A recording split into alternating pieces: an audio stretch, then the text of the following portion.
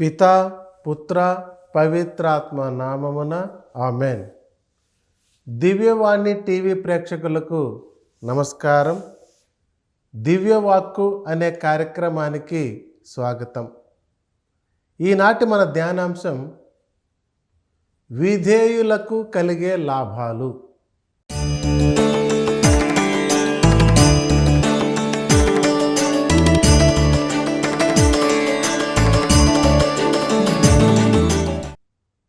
దేవునికి విధేయులైతే మన జీవితంలో ఎలాంటి ఆశీర్వాదాలు, ఎలాంటి మేలులు కలుగుతాయో ఈనాడు మనం ధ్యానం చేద్దాం.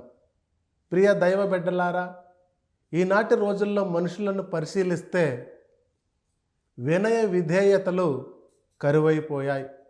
విధేయత, గౌరవం, మర్యాద అనే విషయాలు ఎక్కడ చూసినా కనబడట్లేదు. కానీ దేవుడు సాధుశీలుడుననియు వినమ్ర హృదయుడని నా నుండి నేర్చుకొనండి అంటూ ఉన్నాడు. అయితే ఎవరైతే విధేయత కలిగి ఉంటారో, ఎవరైతే వినయాన్వితమైనటువంటి మనస్సు, హృదయం కలిగి ఉంటారో వారి జీవితంలో ఎన్నో మేలులు చవి చూడగలుగుతారు. మొట్టమొదటిది, రోగముల నుండి స్వస్థత పొందుకుంటారు. ప్రిలారా, దేవునికి లోబడితే, ఆయన చిత్తానికి తల వంచితే మన జీవితంలో ఎలాంటి రోగములు, ఎలాంటి వ్యాధులు, ఎలాంటి బాధలు ఉన్నా దేవుడు వాటన్నిటిని కూడా తీసివేస్తాడు.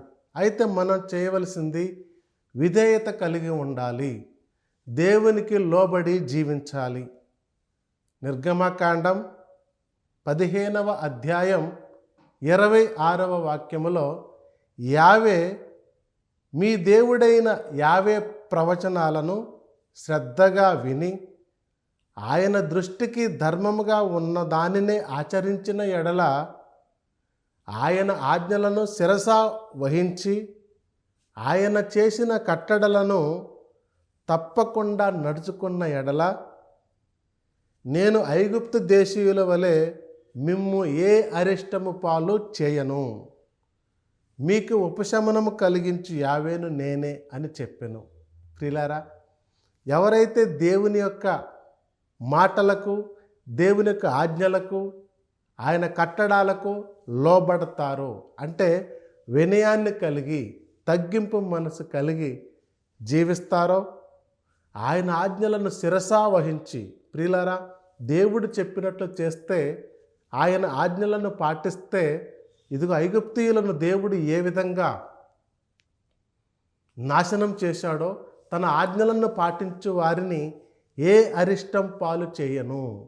వారి జీవితాలలో ఏ వ్యాధులున్నా, ఏ రోగాలున్నా, ఏ సమస్యలున్నా, శారీరకమైనటువంటి వ్యాధులు ఏమి ఉన్నా సరే వాటన్నిటిని కూడా తీసివేస్తాను, వాటన్నిటి నుండి స్వస్థత ఇస్తాను, వాటన్నిటి నుంచి విడుదల కలిగిస్తాను అంటున్నాడు. ప్రియులారా, ఇక్కడ బాగా నచ్చినటువంటి మాట, మీకు ఉపశమనం కలిగించు యావేను నేనే. ఉపశమనం. మనం అందరం కూడా మన జీవితంలో విసిగి వేసారిపోయి ఉన్నాం. మరి ఆ బాధల నుంచి, ఆ సమస్యల నుంచి, ఆ వ్యాధుల నుండి, ఆ పీడితుల నుండి ఉపశమనం కలిగించే దేవుడు మన గొప్ప దేవుడు. మనం ఏం చేయాలి అంటే ఆయన ఆజ్ఞలు శిరసా వహించాలి, ఆయన కట్టడలు మనము పాటించాలి, ఆయన చెప్పినట్లుగా మనం చేయాలి. ఆ విధంగా చేస్తే తప్పకుండా దేవుడు ఇచ్చే మొట్టమొదటి ఆశీర్వాదం రోగముల నుండి స్వస్థత. మరి ఆనాడు దావీదు కుమారా నన్ను కరుణించవని పుట్టి గుడ్డివాడు కేకలు వేస్తే, ఇదిగో దేవుడు ఆ వ్యక్తిలో ఉన్నటువంటి విశ్వాసాన్ని చూశాడు, తగ్గింపు మనసు చూశాడు, వినయాన్ని చూశాడు. ఆయన తగ్గింపు మనసు కలిగి, వినయాన్వితమైనటువంటి హృదయాన్ని కలిగి ప్రభువుని ప్రార్థించినప్పుడు ఇదిగో ఆయనకు చూపును దయచేశాడు. ప్రియ దైవ బిడ్డలారా, మనం కూడా ప్రార్థన చేస్తూ ఉన్నాం కానీ, గుడికి వెళుతూ ఉన్నాం కానీ, 10 ఆజ్ఞలు పాటిస్తూ ఉన్నాం కానీ, మనలో లేని గుణం వినయం. ఏ వ్యక్తి దగ్గరకు వెళ్ళినా గర్వంతో, అహంకారంతో, కోపంతో, తాపంతో, శత్రుత్వంతో మాట్లాడుతూ ఉన్నారు. దేవుని యొక్క ఆశీర్వాదానికి దూరం అయిపోతూ ఉన్నారు. కాబట్టి మనం నేర్చుకోవాల్సినటువంటి విషయం, మనలో తగ్గింపు మనసు, వినయం అనేది ఉండాలి. ఇక రెండవది, ఎవరైతే వినయాన్వితమైనటువంటి హృదయం, ఎవరైతే దేవునికి విధేయత కలిగి ఉంటారో వారి జీవితాలలో ఎన్నో మేలులు చూడగలరు. ప్రియులారా, మనకు తెలుసు, మనతో మాట్లాడుతున్నప్పుడు ఎవరైనా గర్వంతో, అహంకారంతో మాట్లాడుతూ ఉంటే వాళ్ళని పట్టించుకోం, వాళ్ళని పక్కన పడేస్తాం. వాళ్ళు ఎదురుగా వస్తుంటే పక్కకు తప్పుకొని వెళ్తాం. మనం వాళ్ళల్లో ఉన్నటువంటి గర్వాన్ని, అహంకారాన్ని చూసాం. వాళ్ళకేదైనా అవసరం వస్తే, వాళ్ళకేదైనా ఆపద వస్తే మనం వారికి సహాయం చేయడానికి, వారిని ఆదుకోవడానికి అంత శ్రద్ధ పెట్టం, అయిష్టంగా ఉంటాం. కారణం ఏంటంటే వారిలో విధేయత అనేది లేదు. ఎవరైతే విధేయత కలిగి ఉంటారో వారి జీవితంలో గొప్ప మేలులు చూడగలుగుతారని వాక్యములో మనం వింటూ ఉన్నాం. ఇర్మియా గ్రంథం 42వ అధ్యాయం 6వ వాక్యములో, ఆయనకు విధేయులైనచో మాకు మేలు కలుగును. అవును ప్రియులారా, మనకు జీవం కావాలా, మరణం కావాలా? మన జీవితం బాగుపడాలా, మన జీవితం నాశనం అవ్వాలా అనే విషయం మన చేతుల్లోనే ఉంది. మన ఎదురుగా ఒక మనిషి కనపడినప్పుడు తగ్గింపు మనసు కలిగి, వినయం కలిగి, విధేయత కలిగి మాట్లాడుతూ ఉంటే వాళ్ళల్లో ఆసక్తి అనేది, కోరిక అనేది, మంచితనం అనేది పెరుగుతూ ఉంది. దేవుడు వినమ్ర హృదయాన్ని నా నుండి నేర్చుకోండి అంటున్నాడు. మరి దేవుడు ఎంత గొప్పవాడిగా ఉన్నా సరే తగ్గింపు మనసు కలిగి ఉన్నాడు. దైవ చిత్తానికి లోబడ్డాడు. మరి మనం దైవ చిత్తానికి లోబడకుండా, దేవుని ఆజ్ఞలు పాటించకుండా మన ఇష్టం వచ్చినట్లు జీవిస్తూ పోతే ఎన్నో ప్రమాదాలు, ఎన్నో ఘోరాలు, ఎన్నో అవమానాలు మన జీవితంలో జరుగుతూ ఉన్నాయి. కాబట్టి దైవ బిడ్డలారా, నీ జీవితంలో మేలులు కావాలంటే, నీ జీవితంలో ఆశీర్వాదం కావాలంటే మనం చేయవలసింది ఇదిగో, ఆయనకు విధేయత కలిగి ఉండాలి, తగ్గింపు మనసు కలిగి ఉండాలి. ఏ వ్యక్తిని చూసినా, చిన్నవాళ్ళైనా, పెద్దవాళ్ళైనా, చదువుకున్న వాళ్ళైనా, చదువు లేని వాళ్ళైనా, ఏ వ్యక్తిని చూసినా వాళ్ళ గొప్పదనం గురించి మాట్లాడుతూ ఉన్నారు, వాళ్ళ ఆస్తిపాస్తుల గురించి మాట్లాడుతూ ఉన్నారు, వాళ్ళు చేసినటువంటి గొప్ప కార్యాల గురించే మాట్లాడుతున్నారు తప్ప ఎక్కడా కూడా తగ్గింపు మనసు అనేది కనపడట్లేదు. మరి అలాంటి వారు వారి జీవితంలో ఏ మేలులు చవి చూడరు. అందుకనే ఇర్మియా గ్రంథంలో ఆయనకు విధేయులైతేనే నీ జీవితంలో గొప్ప మేలులు చూడగలుగుతావు. మరి నీ జీవితంలో మేలులు కావాలా, మేలులు చూడాలనుందా? అయితే నువ్వు చేయవలసినటువంటి పని విధేయత కలిగి జీవించాలి, వినయాన్వితమైనటువంటి హృదయాన్ని కలిగి ఉండాలి. ఈ విషయాన్ని దేవుడు మనకు నేర్పిస్తూ ఉన్నారు. ఇక మూడవది, ఎవరైతే విధేయత కలిగి ఉంటారో వారిలో కలిగే మూడవ లాభం, నీతిమంతులుగా పరిగణించబడతారు. అవును ప్రియులారా, దేవుని దృష్టిలో ఏ వ్యక్తి అయితే నీతిమంతునిగా పరిగణించబడతాడో వాడు చాలా గొప్పవాడు అని పిలుస్తూ ఉంటారు. ప్రియులారా, రోమాపత్రిక 5వ అధ్యాయం 19వ వాక్యంలో, ఒక్క మానవుని అవిధేయత వలన అనేకులు పాపాత్ములైతే ఆ ఒక్క మానవుని విధేయత వలన అనేకులు నీతిమంతులగుదురు. అవును ప్రియులారా, మనలో ఒక్క వ్యక్తి మారు మనసు పొందితే, ఒక్క వ్యక్తి వినయ విధేయతలు కలిగి ఉంటే, అవును కదా, ఏ కుటుంబంలోనైనా అందరూ గర్వంతో, గొడవలతో, చిక్కులతో, సమస్యలతో, కోపతాపాలతో ఉన్నప్పుడు కనీసం ఒక్కరైనా మంచి మనసు కలిగి, తగ్గింపు మనసు కలిగి మాట్లాడితే, ఇదిగో నీ ముఖం చూసి నీకు సహాయం చేస్తున్నాను, నీ ముఖం చూసి మీ వాళ్ళను వదిలిపెట్టాను అని పలుకుతూ ఉంటారు. మనం కూడా తగ్గింపు మనసు కలిగిన వాళ్ళని నీతిమంతులుగా పరిగణిస్తారు. దేవుడు కూడా ఇదే చూస్తాడు. తగ్గింపు మనసు నీలో ఉంటే, వినయం నీలో ఉంటే, భక్తి భావాలు నీలో ఉంటే, దేవుని యెడల భయభక్తులు నీవు కలిగి ఉంటే నిన్ను నీతిమంతుడిగా పరిగణిస్తాడు. అవును ప్రియులారా, ఇదిగో దేవుడు అంటూ ఉన్నాడు, ఈ రోజుల్లో నీతిమంతుడు ఒక్కడూ లేడు, ఏ ఒక్కడూ లేడు అని దేవుడే పలుకుతూ ఉన్నాడు. మరి అలాంటి వారికి దేవుని యొక్క శిక్ష తప్పదు. ప్రియులారా, అదే విధేయత కలిగి ఉంటే నీ ఒక్కడి వలన నీ కుటుంబం, నీ ఒక్కని విధేయత వలన నీ ఊరు, నీ ఒక్కని విధేయత వలన నీ ప్రాంతం బాగుపడుతుంది. ప్రియులారా, ఒక కుటుంబంలో ఒక వ్యక్తి తప్పు చేసినప్పుడు ఆ కుటుంబం మొత్తానికి కూడా చెడ్డ పేరు వస్తుంది సమాజంలో. అయితే ఆ ఒక్క వ్యక్తే వినయాన్ని కలిగినప్పుడు, విధేయత కలిగినప్పుడు ఆయనను చూసి ఇదిగో వీళ్ళు గొప్పవాళ్ళు, వీళ్ళు నీతిమంతులుగా తేల్చేస్తూ ఉన్నారు.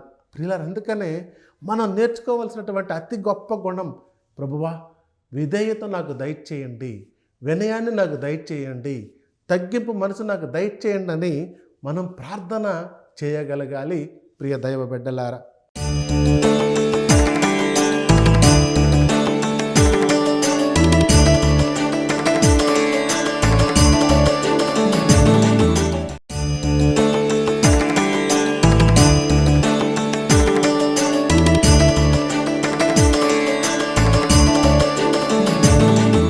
ఇక 4వ లాభం, ఎవరైతే విధేయత కలిగి ఉంటారో వాళ్ళల్లో నేర్చుకోవాలనే ఒక గుణం, ఆశ పెరుగుతూ ఉంది. ఇదిగో నాకు అన్నీ తెలుసులే, నాకంతా వచ్చులే అనే భావనతో ఉంటే నీవేమీ కూడా నేర్చుకోలేవు.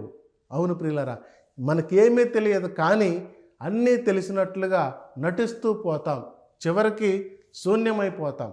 అలా కాకుండా ఏ వ్యక్తి అయితే విధేయత కలిగి ఉంటాడో, నాకేమీ తెలియదు, నేను నేర్చుకోవాలి అనే తపన కలిగి ఉంటాడో వాళ్ళందరినీ కూడా దేవుడు గొప్పగా ఆశీర్వదిస్తాడు.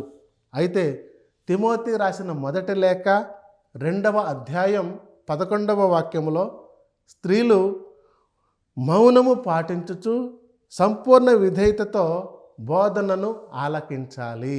ప్రియులారా, ఇదిగో సంపూర్ణమైనటువంటి విధేయతతో, అక్కడ వాక్యంలో అదే రాసిపెట్టుంది. విధేయత చాలా ముఖ్యమండి.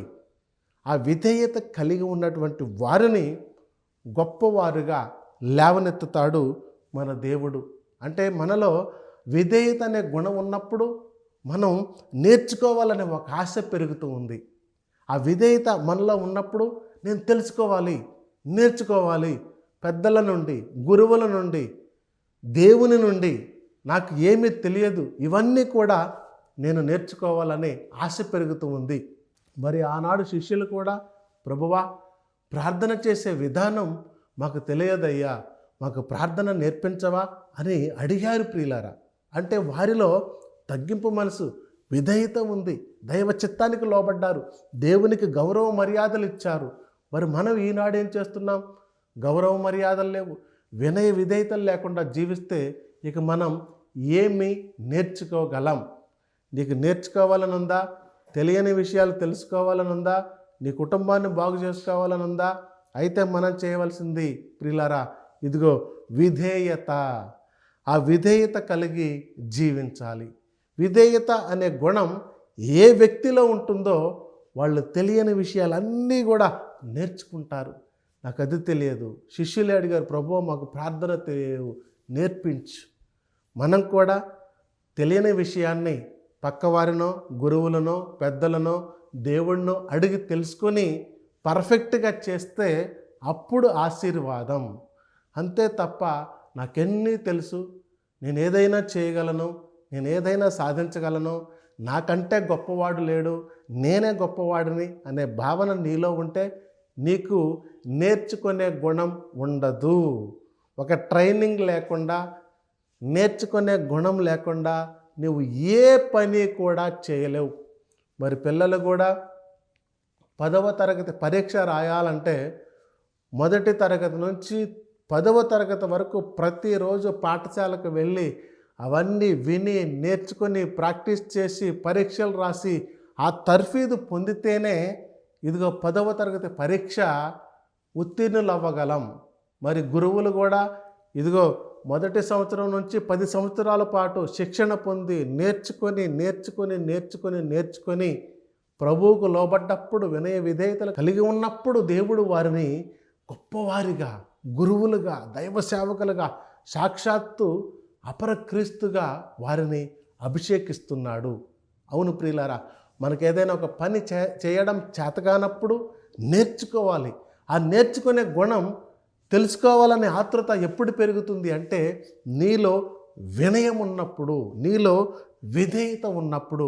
ఆ విధేయత లేదా ఆ వినయం లేదా ఏ విషయాన్ని నువ్వు నేర్చుకోలేవు, జీరో అయిపోతావు. అన్నీ తెలుసు అని ఏమీ తెలియకుండా నాశనం అయిపోతావు. కాబట్టి ప్రియులారా, నీలో నేర్చుకునే గుణం పెరగాలి అంటే ఒకే ఒక్క విషయం, విధేయత కలిగి ఉండాలి. ఇక 5వ లాభం, ఏ వ్యక్తి అయితే విధేయత కలిగి ఉంటారో వారిలో మారు మనసు కలుగుతుంది. ఇది మంచి, ఇది చెడు, ఇది నాశనం, ఇది లాభం, ఇది కష్టం, ఇది నష్టం, ఇది లాభం అనే విషయాలు విధేయత కలిగినటువంటి మనుషులకు మాత్రమే అర్థమవుతుంది ప్రియులారా. పేతురు గారు రాసిన మొదటి లేఖ 1వ అధ్యాయం 22వ వాక్యంలో, ఇప్పుడు సత్యమునకు విధేయులై మిమ్ము మీరు శుద్ధి వనర్చుకొనిన వారు తోటి విశ్వాసులపై నిజమైనటువంటి ప్రేమను కలిగి ఉన్నారు. అవును ప్రియులారా, నేను ఏ ఒక్కరిని బాధ పెట్టకూడదు, ఏ ఒక్కరిని నాశనం చేయకూడదు, నా వల్ల ఏ వ్యక్తి బాధపడకూడదు అనే మారు మనసు ఎప్పుడు వస్తుంది అంటే సత్యమునకు విధేయులైతే, దేవునికి విధేయులైతే అప్పుడు మనం శుద్ధి చేసుకున్న వారం అవుతాం. అవును, మనలో ప్రతి ఒక్కరిలో కూడా మనం చూడవలసింది దైవగుణం. వీడు మంచివాడు కాదు, ఏమి మంచిది అని నిర్ణయం చేసే, తీర్పు చెప్పే హక్కు దేవుడు మనకి ఇవ్వలేదు. ప్రపంచంలో అన్నీ మంచి కొరకే, కానీ మనలో, మన చూపులో, మన మాటలలోనే దోషం ఉంది అని మనం కొటేషన్స్లో చూస్తూ ఉంటాం. ప్రపంచంలో అన్నీ అందమైనవే, కానీ చూసే మనుషుల్లోనే, చూసే విధానంలోనే తేడా ఉంది. అవును ప్రియులారా, మనం ఎప్పుడైతే విధేయత కలిగి ఉంటామో అందరినీ కూడా సమానంగా చూడగలం. మనలో విధేయత కలిగి ఉంటే ఇది ఏ ఒక్కరికి కూడా ఎలాంటి హాని చేయం. అలాంటి మారు మనసు దేవుడు మనకు దయచేస్తాడు. కాబట్టి ప్రియులారా, సత్యమునకు విధేయులు అవ్వడం అంటే దేవునికి విధేయులు అవ్వడమే. ఇదిగో శుద్ధి కావించబడ్డారు, మీరు పరిశుద్ధత పొందుకున్నారు, మీరు కడగబడ్డారు తిరురక్తములో దేవుని చేత. అలాంటి వారిలో దేవుడు మారు మనసు దయచేస్తాడు. అప్పుడు ఇదిగో తోటి వారిపైన, ఇరుగు పొరుగు వారిపైన, విశ్వాసులపైన ఇదిగో ప్రేమ కలిగి ఉంటారు. ఇదిగో వాళ్ళ ఇబ్బందుల్లో ఉన్నారు, వీళ్ళు ఇబ్బందుల్లో ఉన్నారు, వాళ్ళ దగ్గరకు వెళదాం, ఏదో ఒకటి చేద్దాం అనే మనసు నీకు ఎప్పుడు కలుగుతుంది అంటే విధేయత కలిగి ఉన్నప్పుడు. మన అందరం కూడా పరిశీలించుకోవాలి ఈ సమయంలో. అయ్యో, ఇప్పటి వరకు నేను గర్వంతో ఉన్నాను, అహంకారంతో ఉన్నాను, అన్నీ తెలుసు అనుకుంటున్నాను, కానీ ప్రభువా నాకేమీ తెలియదయ్యా, నాలో ఉన్నటువంటి గర్వాన్ని తీసివేయి, అహంకారాన్ని తీసివేయి, నీ చిత్తానికి లోబడుతున్నాను అని చెప్పి, నీ ఆజ్ఞలను పాటిస్తున్నానని చెప్పి తగ్గింపు మనసు కలిగితే అలాంటి వారిని దేవుడు హెచ్చిస్తాడు. విధేయత అనేది చాలా ముఖ్యమండి. ఆ విధేయత కలిగినటువంటి వ్యక్తికి దేవుని దగ్గర భద్రత ఉంది, దేవుని దగ్గర రక్షణ ఉంది. ఇక 6వ విషయం, దేవుని ధర్మాన్ని పాటించిన వారు అవుతారు. ఎప్పుడు? విధేయత నీలో ఉంటే. ఎఫెసీ పత్రిక 6వ అధ్యాయం 1వ వాక్యంలో, బిడ్డలారా ప్రభువునందు మీరు మీ తల్లిదండ్రులకు విధేయులై ఉండవలెను, ఇది మీ ధర్మం. అవును ప్రియులారా, చూసారా, విధేయత ఉన్నటువంటి వ్యక్తులకు దేవుడు ధర్మాన్ని నేర్పిస్తూ ఉన్నాడు. ఏమిటి ఈ ధర్మం అంటే తల్లిదండ్రులకు లోబడాలి, తల్లిదండ్రులను గౌరవించాలి అని నేర్పిస్తూ ఉన్నాడు. విధేయత నీలో ఉంటే ధర్మాన్ని తెలుసుకుంటావు, విధేయత నీలో ఉంటే ధర్మాన్ని పాటిస్తావు. ఎప్పుడు తప్పు చేయవలసి వచ్చినా ఇదిగో నీవు ధర్మంగా వెళితే అప్పుడు దేవుడు నిన్ను గెలిపిస్తాడు. తప్పు చేయవలసి వచ్చినప్పుడు, తప్పు చేసినప్పుడు, మోసం చేసినప్పుడు, కుళ్ళు కుట్రలు చేసినప్పుడు దేవుడు, ఇరుగు పొరుగు వారు నిన్ను నాశనం చేస్తారు. కానీ ప్రియులారా, నిజంగా దేవునికి లోబడితే, ఆయన ధర్మాన్ని తెలుసుకుంటే నిన్ను దేవుడు నిలబెడతాడు. కాబట్టి మనలో వినయం, విధేయత ఉండాలి అని దేవుడు మనకు నేర్పిస్తూ ఉన్నాడు. ఇంకా విధేయత కలిగినటువంటి వ్యక్తులు ఎప్పుడు కూడా దారి తప్పిపోరు. ప్రభువునందు యుక్తిగా నడిచిన వాళ్ళు అవుతారు, మంచిగా జీవించిన వాళ్ళు అవుతారు. ఎన్ని కష్టాలు వచ్చినా, ఎన్ని బాధలు వచ్చినా, ఎన్ని శ్రమలు వచ్చినా ఇట్లా పక్కకు తప్పిపోరు. కారణం వారిలో విధేయత అనే గొప్ప గుణం ఉంది. కొలస్సీ పత్రిక 3వ అధ్యాయం 18వ వాక్యంలో, భార్యలారా మీ భర్తలకు విధేయులుగా ఉండుడు, క్రీస్తుకు చెందిన వారుగా మీరు చేయవలసినటువంటి కార్యం ఇదే. ఇదిగో, భార్య భర్తకు లోబడాలి, భర్త భార్యకు లోబడాలి, విధేయత కలిగి ఉండాలి. అక్కడ ప్రేమ అనేది కనబడుతూ ఉంది ప్రియులారా. అందుకనే విధేయత కలిగినటువంటి వ్యక్తిని, మంచి మనసు, తగ్గింపు మనసు కలిగినటువంటి వ్యక్తిని, వినయాన్ని కలిగినటువంటి వ్యక్తిని, ఆ కుటుంబాన్ని దేవుడు తప్పకుండా లేవనెత్తుతాడు. కాబట్టి ప్రియులారా, ఈనాడు మనుషులలో ప్రార్థనకు వెళుతున్నారు, గుడికి వెళుతున్నారు, వాక్యాన్ని చదువుతున్నారు, వాక్యాన్ని వింటున్నారు. కానీ అది ఆ కొద్దిసేపటికే పరిమితమైపోతుంది. తగ్గింపు మనసు లేదు, వినయం లేదు, విధేయత లేదు.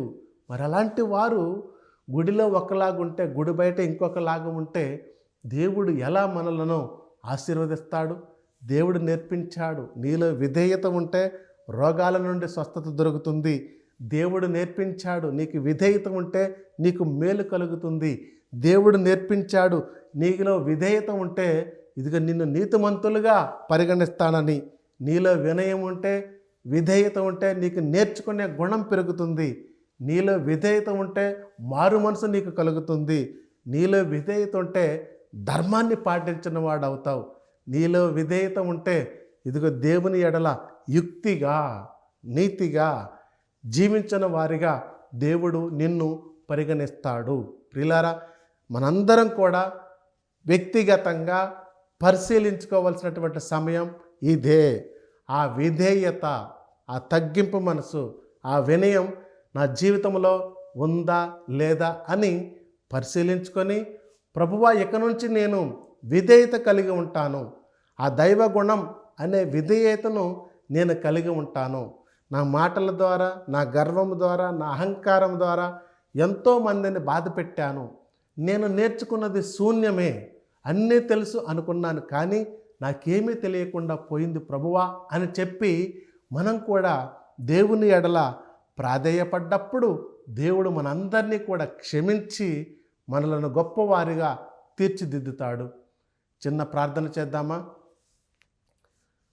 దయగల తండ్రి, ప్రేమగల యేసయ్య, ప్రభువా, ఈనాడు మేము విధేయత గురించి విని ఉన్నాం. మా హృదయాన్ని పరిశీలిస్తే, మా జీవితాన్ని పరిశీలిస్తే, మా మాటలు పరిశీలిస్తే, మా క్రియలు పరిశీలిస్తే విధేయత అనేది మాకు లేదు ప్రభువా. మాకన్నీ తెలుసు అనుకుంటున్నాం, కానీ మాకేమీ తెలియదు తండ్రి. ఆనాడు శిష్యులు అడిగితే పరలోక ప్రార్థన నేర్పించావే, ఈనాడు ప్రభువా మేము అడుగుతూ ఉన్నాం. ఆ విధేయత అనే గుణాన్ని మాకు నేర్పించండి, వినయాన్ని మాకు నేర్పించండి ప్రభువా. బైబిల్ పట్టుకుంటున్నాం, గుడికి వెళుతున్నాం, కానీ ఆ మారు మనసు అనేది మాకు లేదు ప్రభువా. ప్రభువా, మా హృదయాలను మీకు సమర్పిస్తున్నాం ప్రభువా. దీవించండి, ఆశీర్వదించండి. నీ పరిశుద్ధాత్మ శక్తి ద్వారా మా హృదయాలను మార్చమని, మాకు విధేయతను నేర్పించమని అడుగుతూ ఉన్నాం. ఎంతోమంది ప్రభువా అనారోగ్యంతో బాధపడుతూ ఉన్నారు. వారందరికీ కూడా ప్రభువా స్వస్థతను దయచేయమని అడుగుతూ ఉన్నాం. ముఖ్యంగా తండ్రి, ఇదిగో దివ్యవాణి టీవీ ప్రేక్షకులను, దివ్యవాణి బృందాన్ని ప్రభువా మీకు సమర్పిస్తున్నాం తండ్రి. దీవించి ఆశీర్వదించమని ప్రభువా, పేరు పేరున ప్రతి ఒక్కరిని దీవించి ఆశీర్వదించి నీ పరిశుద్ధాత్మ వరాలతో ప్రభువా అభిషేకించమని మా ప్రభువు, మా రక్షకుడైన యేసు క్రీస్తు అతి శ్రేష్టమైన నామములో ప్రార్థన చేస్తూ ఉన్నాం తండ్రి. ఆమెన్. పిత, పుత్ర, పవిత్రాత్మ నామమున ఆమెన్.